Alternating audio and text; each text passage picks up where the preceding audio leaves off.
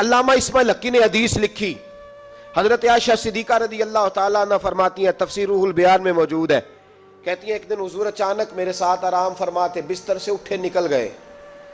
ہمیشہ نبی پاک علیہ السلام کا طریقہ مبارکہ تھا، جب رات کو تہجد کے لیے اٹھتے تو کہتے ابو بکر کی بیٹی حق تیرا ہے، وقت تیرا ہے، پر اگر تو اجازت دے تو میں اپنے اللہ کو راضی کر لوں۔ آج حضور نے پوچھا ہی نہیں، بستر سے اٹھے چلے گئے، کہتے میں اٹھی، میں نے دائیں بائیں دیکھا، محبوب نظر نہ آئے۔ حضور کی طامت استعمال شدہ پڑی تھی، وہ طامت میں نے اٹھا کے اوڑھ لی اور میں نکل گئی حضور کو تلاش کرنے۔ کہتی ہیں جب میں باہر گئی مسجد نبوی شریف کے ساتھ جنت البقیع کی جانب، نبی پاک سجدے میں تھے۔ کہتی ہیں میں گئی، تھوڑی دیر کھڑی ہوئی، حضور نے آہٹ سنی تو پوچھا تو کون ہے؟ میں نے کہا میں عائشہ ہوں۔ تو محبوب نے فرمایا یہ عائشہ کون ہے؟ میں نے کہا یا رسول اللہ میں آپ کی زوجہ۔ فرمایا زوجہ کیا ہوتی ہے؟ یا رسول اللہ میں ابو بکر کی بیٹی۔ تو نبی پاک نے فرمایا یہ ابو بکر کون ہے؟ حضرت عائشہ کہتی ہیں میرا کلیجہ پھٹنے کو آیا، میں وہاں سے پریشان حال واپس آئی۔ جب میں گئی تھی تب بھی ہلکی ہلکی بارش تھی، واپس لوٹی تو پھر بھی ہلکے ہلکے قطرے بارش کے گر رہے تھے۔ میں آ کے ہامتی کامتی بیٹھ گئی، تھوڑی دیر گزری تو نبی پاک تشریف لے آئے۔ تو حضور صلی اللہ تعالیٰ علیہ وسلم نے مجھے پریشان دیکھا تو کہا عائشہ کیا ہوا؟ کہا حضور آج وہ ہوا ہے جو کبھی نہیں ہوا۔ یا رسول اللہ میں پریشان ہو گئی ہوں۔ حضور عجیب بات ہے، میں گئی ہوں، آپ نے پوچھا کون ہے تو میں نے کہا میں عائشہ۔ کا عائشہ کون؟ آپ کی زوجہ۔ فرمایا زوجہ کون؟ ابو بکر کی بیٹی۔ کا ابو بکر کون؟ اور پھر حضور میں گئی ہوں تو میرے کپڑے بھیگ گئے، آپ آئے ہیں تو کپڑے خشک ہیں، سمجھ نہیں آئی۔ تو لفظ سنو حدیث کے، نبی پاک نے فرمایا عائشہ لی مع اللہ وقت، میرا اپنے اللہ کے ساتھ ایک وقت ہوتا ہے۔ کس کے ساتھ؟ آج میرا دوستوں کے ساتھ وقت ہے، آج میرا گھومنے کا وقت ہے، آج میرا خوش گپیوں کا وقت ہے، آج میرا سیاحت کا وقت ہے، آج میرا پکنک کا وقت ہے۔ میرے نبی پاک نے فرمایا لی مع اللہ وقت، عائشہ میرا اپنے اللہ کے ساتھ، میرا اپنے اللہ کے ساتھ ایک وقت ہوتا ہے۔ اس وقت نہ وہاں کوئی فرشتہ آ سکتا ہے، نہ کوئی نبی اور مرسل آ سکتا ہے۔ جب فرشتہ اور نبی نہیں آ سکتے تو عائشہ اور ابو بکر کیسے آ سکتے ہیں؟ تو کہا یا رسول اللہ پھر وہاں ہوتا کون ہے؟ تو حضور فرمانے لگے ایک میں ہوتا ہوں، دوسرا میرا رب ہوتا ہے، تیسرا کوئی موجود نہیں ہوتا۔ امت کو درس دیا ایک وقت 24 گھنٹوں میں ایسا لایا کر جس میں تو اپنے رب کو دکھڑے سنائے، جس میں تو دعائیں مانگے، جس میں تو عرض و نیاز کرے، جس میں تو اپنے گناہوں کی معافی چاہے۔ اعلیٰ حضرت کے والد گرامی سے کسی نے پوچھا، مولانا نقی علی خان صاحب سے، کہ حضرت جی فرعون 500 سال ہی حکومت کر گیا، 500 سال ہی حکومت کر گیا، اللہ کا مقابلہ کرنے والا پکا کافر بے ایمان۔ تو آپ فرمانے لگے ملا رومی کی وہ کتاب پڑھو مثنوی، جس میں انہوں نے لکھا ہے کہ جب ساری دنیا سو جاتی تھی تو فرعون اٹھ کے مصلے پہ بیٹھتا تھا، کہتا تھا یا اللہ معاف کر دے، رب تو ہی ہے، گناہگار بڑا ہوں پر مہربانی کر۔ روز معافیاں مانگتا تھا تو رب کریم کی قدرت نے مہلت دی کہ روز توبہ کرتا ہے، چلو ایک دن سچی بھی کاری جائے تو اچھا ہے، اللہ نے مہلت دی۔ اور میرے بھائی اگر تو روز رات مصلے پہ بیٹھے تو تجھے مہلت ملے، عذاب نہ آئے۔ اگر تو اپنے رب کے ساتھ تنہائی کرے تو اللہ تجھے مہلت دے، سزا نہ دے۔ لیکن ہم یہ وقت نکالتے ہی نہیں، اللہ کے ساتھ میت کا ہمارا مزاج ہی نہیں۔ ترمذی شریف میں نبی پاک علیہ السلام نے فرمایا دنیا داروں کو دکھڑے نہ سنایا کر، مالداروں کے سامنے رونے نہ رویا کر، یہ تجھے کیا دے سکتے؟ تو اٹھ کے جائے گا تو کہیں گے محنت کرتا نہیں، روز مانگنے آ جاتا ہے۔ دنیا داروں کو دکھڑے نہ سنا، فرمایا دکھ سنا تو اپنے رب کو سنا، اللہ والوں کو سنا، اللہ کے نبی کو سنا۔ اس سے مراد یہ سارے کہا دکھڑے اپنے رب کو سنا۔ اگر تو اپنے رب کو دکھڑے سنائے گا تو تھوڑی دیر ضرور ہوگی، لیکن ایک دن ایسا ضرور آئے گا، میرے مصطفیٰ کریم فرماتے ہیں رب تجھے دنیا سے بے نیاز کر کے مالا مال فرما دے گا۔ دھوکے کا مزاج نہ بنا، کینچی لے کے نہ گھوم کے کیسے جیب کاٹ سکتی، اللہ کو دکھڑے سنا۔ حضرت عائشہ عرض کرنے لگی حضور چلیں یہ تو سمجھ آ گئی، لیکن بارش مجھ پہ پڑی آپ پہ پڑی نہیں، تو کہا عائشہ تم نے اوڑا کیا تھا؟ کہا حضور آپ کی طامت۔ فرمایا بارش کوئی نہیں تھی، جب تو نے میری طامت لی تو خدا کی رحمتیں تم پر برسنے لگ گئی۔ تو حضور کے وجود سے لگی ہوئی چیز کوئی اوڑھ لے تو رحمت برستی ہے، تو میرے نبی کی مسجد چومنے سے کیوں رحمت نہیں برستی؟ جالی چومنے سے کیوں نہیں برستی؟ جہاں جہاں حضور رکے، جہاں جہاں نبی پاک ٹھہرے، وہاں جانے سے کرم کیوں نہیں ہوتا؟ تو عزیزو یاد رکھو، رمضان میں ایک ڈیوٹی آپ نے یہ کرنی ہے کہ عبادت کو وقت دیں، ٹائم نکالیں۔ جو اتنے سے بھی فارغ ہے نا، وہ 19ویں روزے تک کل فارغ ہو کے 20 کو اعتکاف بیٹھے۔ زندگی میں ایک دفعہ اعتکاف تو ویسے بڑا ضروری ہے، ہمارے بزرگوں نے لکھا ضروری ہے ایک بندہ اعتکاف کر لے زندگی میں ایک دفعہ، ہر سال کرے تو سنت ادا ہوگی۔ ویسے سنت مؤکدہ الکفایہ ہے، بستی میں اگر کوئی بھی نہ بیٹھے گا تو سارے گناہگار ہوں گے۔ ہم انشاءاللہ اس مسجد میں اس سال اجتماعی اعتکاف کریں گے۔ میں نے یہ پروگرام بنایا ہے کہ لوگ اعتکاف تو بیٹھتے ہیں لیکن نہ بیچاروں کو قرآن مجید پڑھنا آتا ہے، نہ نماز وضو غسل کے مسائل آتے ہیں، نہ انہیں پتہ ہے کہ رات عبادت کیسے کرنی ہے۔ تو میں نے یہ ارادہ کیا، اس سال میں نے معافی لیا ہاتھ باندھ کے، میں نے کہا یار سارا سال میں پورے ملک میں گھومتا ہوں، اس سال رمضان میں میرا ارادہ ہے میں صرف اپنے شہر میں رہوں، میں کہیں نہ جاؤں، تاکہ جو جہاں سے بھی چل کے آئے اسے فون نہ کرنا پڑے، میں اسے مل جاؤں ویسے ہی۔ تو میں انشاءاللہ تعالیٰ یہیں رہوں گا، اور رمضان کی 10 راتیں میں اپنے اعتکاف والوں کے ساتھ گزاروں گا انشاءاللہ تعالیٰ۔ یہاں آپ لوگ آئیں، جو سنجیدہ قسم کے لوگ ہیں ان کو ساتھ لائیں، وہ یہاں آ کے اعتکاف کریں۔ لنگر شریف بھی ہم دیں گے جو ہماری توفیق ہوگی، اور انشاءاللہ دونوں وقت دیں گے اپنی توفیق کے مطابق، اور یہ کوئی صدقہ زکوٰۃ خیرات سے نہیں ہوگا، یہ آپ ہمارے مہمان ہوں گے تو یہ مہمان نوازی ہوگی انشاءاللہ تعالیٰ۔ تو یہ اپیل آخر میں اعلان کرنا تھا، پر چلو بات آ گئی تو میں نے شروع میں کر دیا۔ یہاں ہم مقدور بھر کوشش کریں گے آپ کے لیے اجتماعی اعتکاف کا بندوبست، ہمارے جو دیگر طلباء علماء ہوں گے وہ بھی آپ کے ساتھ وقت گزاریں گے، وضو غسل نماز کی چیزیں سکھائیں گے، آپ کو قرآن مجید پڑھنا پڑھانا سکھائیں گے۔ 10 دنوں میں جو ممکن ہو سکے گا ہم انشاءاللہ تعالیٰ کریں گے۔ تو اعتکاف میں وقت دیں۔ دوسرا کام آپ نے یہ کرنا ہے رمضان شریف میں کہ قرآن پاک زیادہ سے زیادہ پڑھنا ہے۔ پڑھیں گے انشاءاللہ؟ اگر آپ ناراض نہ ہوں تو ہم نے قرآن مجید پڑھنا بالکل ہی چھوڑ دیا، قرآن پاک کھلتا ہی نہیں، توجہ ہی نہیں، مزاج ہی نہیں، سارا دن بیت جاتا ہے، قرآن مجید نہیں کھلتا، قرآن مجید نہیں پڑھا جاتا۔ ایک شخص مجھ سے ملنا چاہ رہے تھے مسجد نبوی شریف میں حاضر تھا، تو وہ ایک دفعہ آئے گزر گئے، میں قرآن شریف پڑھ رہا تھا، پھر آئے تو گزر گئے قرآن شریف، تیسری دفعہ پھر آئے تو کہنے لگے آپ نے کتنا کو پڑھنا ہے؟ میں نے ان سے کہا کہ مہربانی کرو مجھے دعا دو کہ اللہ مجھے پڑھتا ہی رکھے۔ آپ نے یہ کیا لفظ ادا کر لیے کہ کتنا کو پڑھنا ہے؟ خدا کے بندو یہاں کام کیا ہے؟ اگر تلاوت بھی نہیں کرنی تو کرنا کیا ہے وہاں؟ میں اکثر کہتا ہوں کہ چونکہ ہم تو مسیتڑ ہیں، ہمارا تو مزاج ہے مسجدوں میں رہنے کا، چونکہ عام لوگوں کا مزاج نہیں ہوتا تو وہاں بھی بازاروں کو ٹائم زیادہ دیتے ہیں، خریداری میں وقت زیادہ لگاتے ہیں۔ اگر ہماری طبیعت مسجد میں بیٹھنے کی ہو، قرآن پاک پڑھنے کی ہو تو بڑا ذوق بن جائے۔ قرآن مجید امام اعظم ابو حنیفہ امام اعظم رمضان شریف کے اندر 61 قرآن مجید پڑھا کرتے تھے۔ کتنے؟ 60 اور 1 61۔ ایک قرآن شریف دن میں پڑھتے، ایک رات کو پڑھتے، پورے دن میں قرآن مجید ختم کرتے، ایک رات کو۔ اور آپ فرماتے ہیں 61واں قرآن مجید وہ تھا جو میں تراویحوں میں سنا کرتا تھا۔ 61 قرآن پاک آپ ہر رمضان میں پڑھا کرتے تھے۔ میری آپ سے گزارش ہے ایک سپارہ مسجد میں پڑھیں رمضان میں، ایک سپارہ گھر میں پڑھیں۔ مسجد میں پڑھیں گے تو مسجد کا حق ادا ہوگا، اور گھر میں قرآن پاک کھول کے بیٹھیں گے تو بچے بھی آ کے پاس بیٹھ جائیں گے، چھوٹے چھوٹے بچے۔ یہ کبھی تجربہ کرنا، یہ بخشش کا ذریعہ ہے۔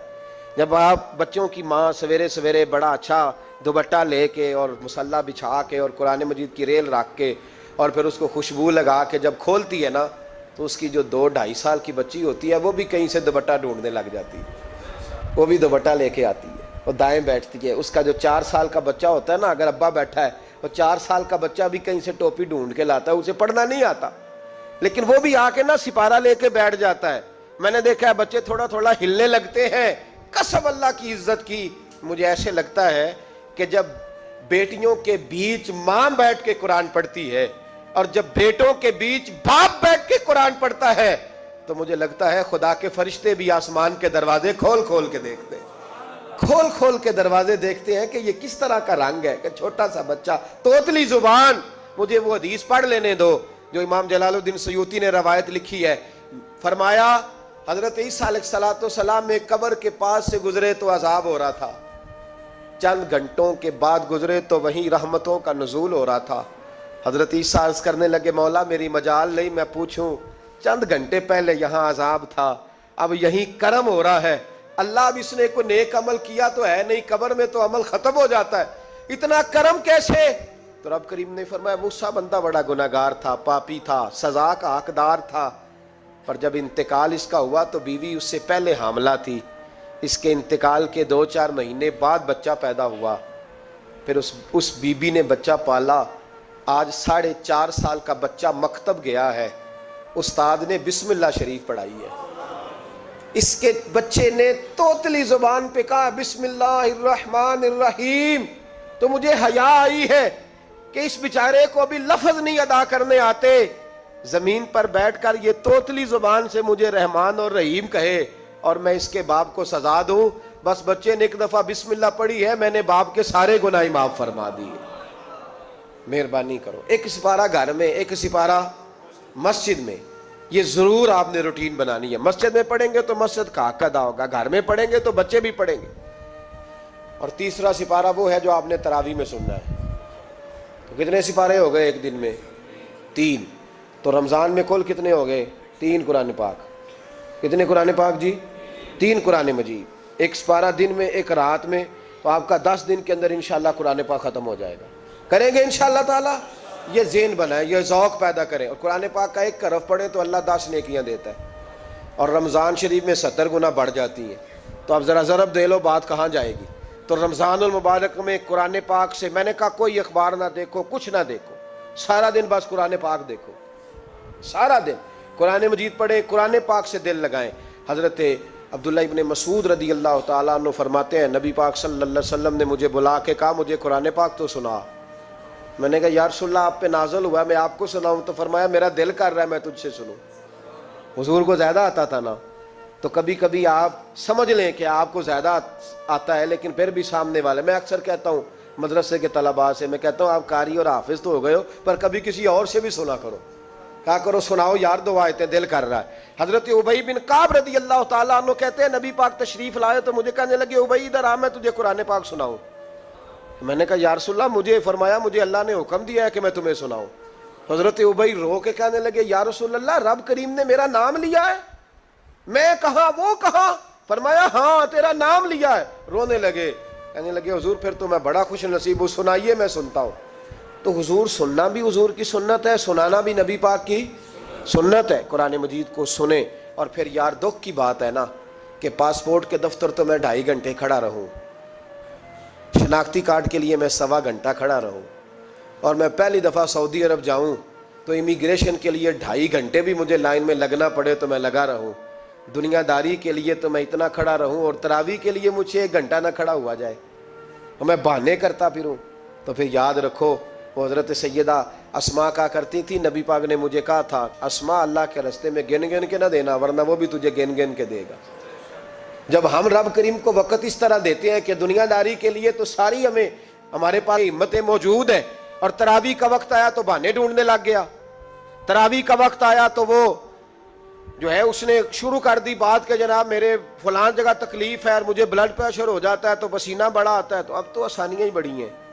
صحابہ کہتے جب ہم مسجد نبی میں نماز پڑھنے جاتے تھے بارش ہوتی تھی تو مسجد میں پانی کھڑا ہوتا تھا، کیچڑ کھڑا بن جاتا تھا، تو ہم اپنی جھولیوں میں خشک مٹی ڈال کے لے جاتے، اپنی اپنی جگہ بچھا لیتے مٹی، اور پھر ہم نماز پڑھتے تو ہمارے پیشانیوں پر بھی مٹی لگ جاتی۔ تو ایک صحابی جھاڑ رہے تھے تو نبی پاک نے فرمایا نہ جھاڑ، جب تک چہرے پہ رہے گی فرشتے درود بھیجتے رہیں گے۔ اب تو ایسی لگے ہوئے مسجد میں، پھر بھی تو تراویح نہیں پڑھتا۔ تو ایک تو عبادت کو ٹائم دیں، دوسرا قرآن مجید زیادہ سے زیادہ پڑھیں، رمضان میں زیادہ سے زیادہ پڑھیں، مسجدوں میں ٹائم دیں۔ مجھے دکھ ہوتا ہے جب رمضان میں بھی نماز کے بعد مسجد کو تالا لگتا ہے۔ اگر ہم سارے آئیں مسجدوں میں، ہم رمضان شریف کے اندر وقت دیں، جس کے پاس ٹائم ہو وہ آ کے بیٹھ جائے قرآن مجید کھول لے، تو میرا خیال ہے کہ مسجدیں بھی ہمیں دعا دیں گی کہ دیکھو ہر وقت انہوں نے میرے اندر تلاوت کی۔ ایک اور بات بھی عرض کرنی ہے، یہ مجھے کہا گیا ہے، میری اپنی طرف سے نہیں، یہ مجھے رکا دیا گیا ہے، کہہ دوں پکے نمازی ناراض تو نہیں ہو جائیں گے؟ جو پکے نمازی ہیں مسجدوں کے وہ میرے ساتھ وعدہ کریں ناراض تو نہیں ہو جائیں گے؟ نہیں تسی نہیں بول دے تساں ہو جانا، پکے بول دے نہیں پے، پکے کور دے نے پے، پکے نمازی، یہ پکے نمازیوں سے بات، ناراض تو نہیں ہو جائیں گے؟ یہ بول کے بتائیں، انشاءاللہ کہیں۔ کچے نمازیوں کو شکوہ ہے کہ پکے نمازی رمضان میں ہمیں گھورتے ہیں، اور رکھے دیے مجھے انہوں نے، کہتے ہیں پکے نمازی کہتے ہیں فصلی بٹیرے آ گئے نے۔ یہ زیادتی ہے، یہ ظلم ہے۔